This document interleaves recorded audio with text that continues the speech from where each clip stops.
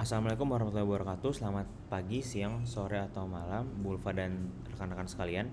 Sebelumnya, perkenalkan nama saya Ovar Vicky Putri Diandra dengan NIM 182211060. Izinkan saya pada kali ini untuk melakukan presentasi terkait makalah atau paper yang telah saya resum pada tugas AI lanjut. Nah, paper yang saya pilih berjudul Corrective Retrieval Augmented Generation.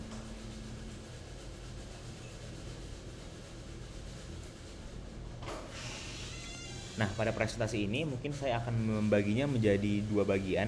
Yang pertama ada pendahuluan dan yang kedua ada pembahasan.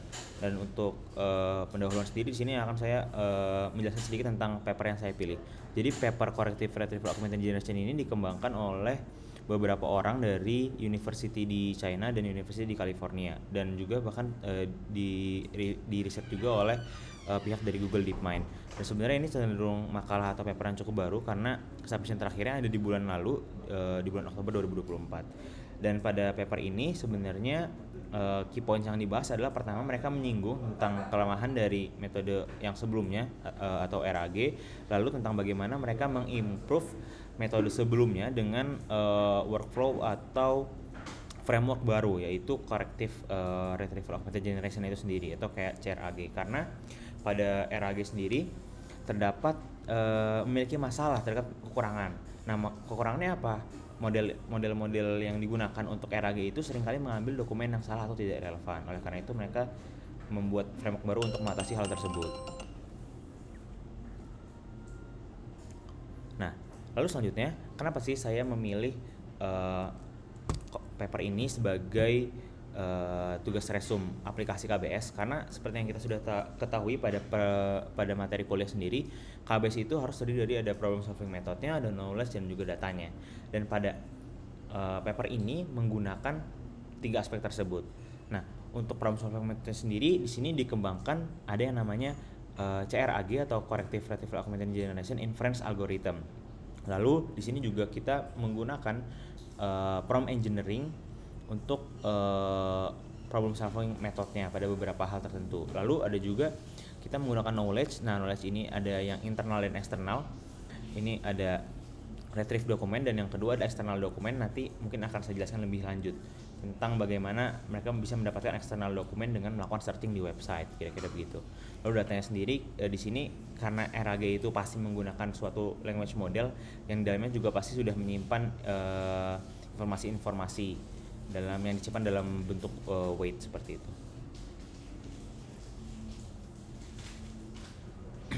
Nah, lalu selanjutnya mungkin di sini akan saya bahas sedikit tentang workflow dan pseudocode utama dari CRAG atau Corrective Retrieval Augmented Generation.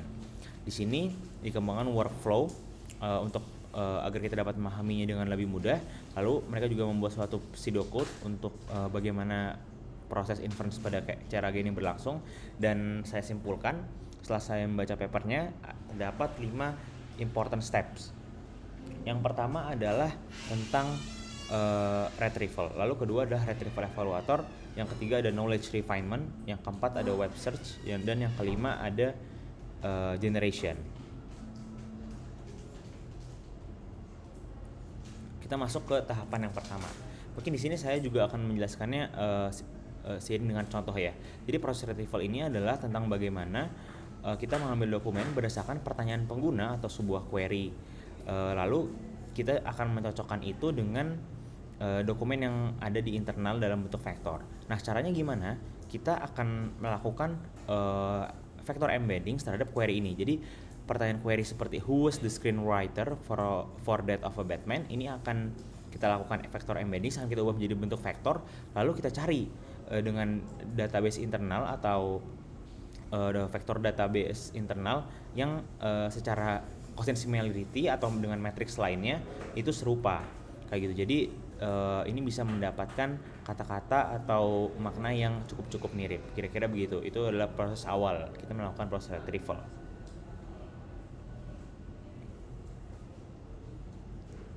Lalu yang kedua ada proses retrieval evaluator.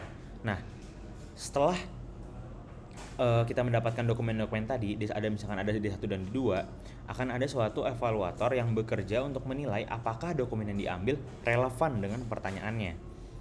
Nah, evaluator yang digunakan ini biasanya berupa LLM yang diberikan oleh yang diberikan instruksi lewat prompt engineering. Dan evaluator ini akan memberikan 3 kemungkinan pilihan. Yang pertama adalah correct, dan yang kedua ada ambiguous atau ambigu, dan yang ketiga ada incorrect. Kalau misalkan correct berarti dokumen itu dianggap relevan, kalau ambiguous dianggap ambigu karena agak menunjukkan indikasi keraguan, dan yang ketiga adalah incorrect, jadi dinilai tidak relevan. Nah, apa yang terjadi setelah kita mengevaluasi hasil retrievalnya? Nah, setelah masuk ke evaluator, kita akan melakukan conditional terhadap hasil evaluasi tersebut. Yang pertama untuk correct dan ambiguous. Nah, untuk yang correct dan ambiguous ini akan dilakukan knowledge refinement. Nah, apa itu knowledge refinement? Knowledge refinement ini adalah dimana kita menerapkan algoritma decompose dan recompose. Jadi awalnya dokumen-dokumen yang awalnya di retrieve, di proses retrieval D1 dan 2 ini di decompose menjadi strip-strip yang lebih kecil lagi. Lalu dengan retrieval evaluator ini kita pilih lagi yang sekiranya cukup baik. Lalu setelah strip-strip yang itu yang difilter, yang cukup relevan itu difilter, kita recompose lagi menjadi suatu knowledge baru, yaitu misalnya kita katakan di sini knowledge in. Jadi di sini proses sebenarnya kita agak ngefilter lagi untuk ngebuang strip-strip mana yang ini nggak penting atau nggak berkaitan dengan si query-nya, kira-kira kayak gitu. Untuk proses knowledge refinement, sesuai namanya ya, ini kayak memperkaya knowledge-nya. Lalu untuk yang ambiguous dan incorrect juga kita lakukan knowledge searching. Nah, knowledge searching ini gunanya apa sih? Jadi karena ini salah atau ambigu, kita mau mencari informasi di luar data si LLM-nya itu sendiri atau di luar vektor database-nya. Nah, gimana cara nyarinya? Karena kita sebenarnya nggak bisa langsung masukin query-nya itu ke internet.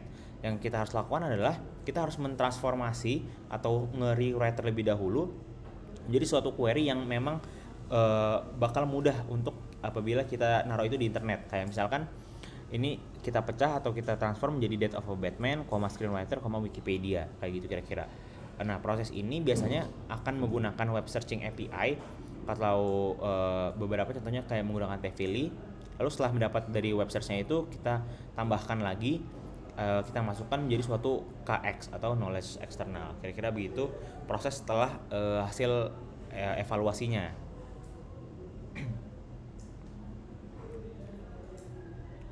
Nah, lalu kita masuk ke proses yang akhir, di mana ini merupakan proses finalnya dalam mengenerate jawaban untuk query yang masuk ke proses RAG.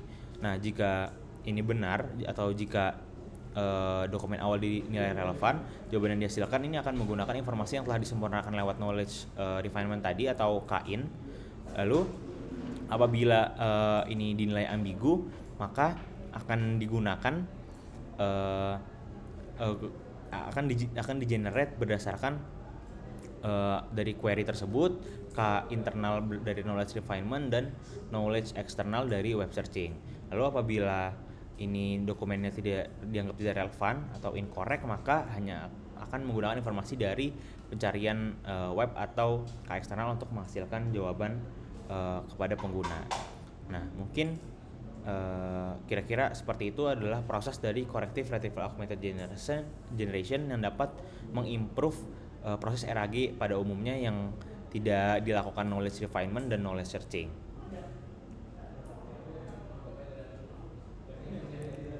Dan mungkin sekian presentasi dari saya. Mohon maaf atas segala kekurangan. Wassalamualaikum warahmatullahi wabarakatuh.